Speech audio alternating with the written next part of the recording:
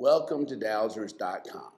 I'm Joey Korn. I want to talk to you today about Abe's story, a Holocaust memoir. Abe's story is an incredible story about an incredible man, my father. He survived 5.5 years in Nazi ghettos and concentration camps. He lost his entire family to the Nazis, his two little sisters and his parents, and many members of his extended family.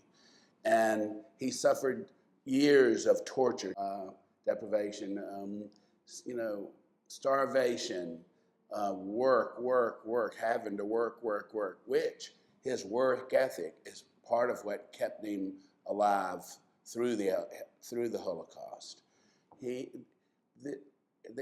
lot of people are afraid to read Holocaust memoirs, but this is different.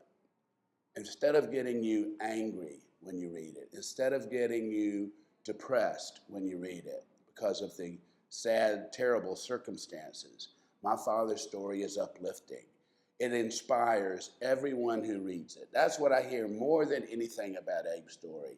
Number one, he survived. Dad survived with his dignity and his humanity intact, and his belief in not only in God but in man, in the inherent goodness of mankind, and the inherent goodness that's in every person in life.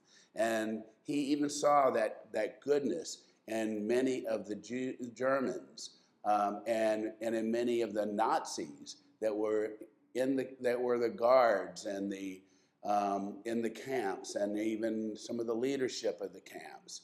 And Germans helped my father from the beginning of his story till the end of his story. There's even a chapter called Good Germans. And to give you an example, my father was a ultra-Orthodox Jew, and he in that day and in that class, that sect of Judaism, you didn't even marry outside of your class in the sect, much less outside of Judaism. After the war, my father lived in Germany for a while, rebuilding his life, and he immediately got a job and went to school. He wanted to be an electrician. He met my mother, a German Lutheran.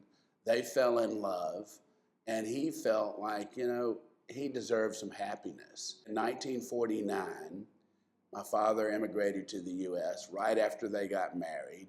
It took her another year to come over, and they found the American dream. Dad got his first job, which was also his last job, because the couple, Agnes and Jack Platt, that gave him his first opportunity, saw his potential, and he helped them grow that tiny little auto parts store in Augusta, Georgia, into the largest warehouse distributor of auto parts in the region, one of the largest. And and then he finally got to the point where he had his own house built, and he finally got to the point where he owned that business when my godparents died and left it to him. And again, he found the American dream. What other country can you come to with nothing? He came with just a small suitcase with a few clothes, and he didn't even come with the language.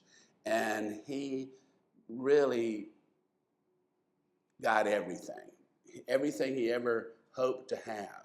Again, where else but in the United States can you do something like that? I'm proud to be my father's son. He's my hero.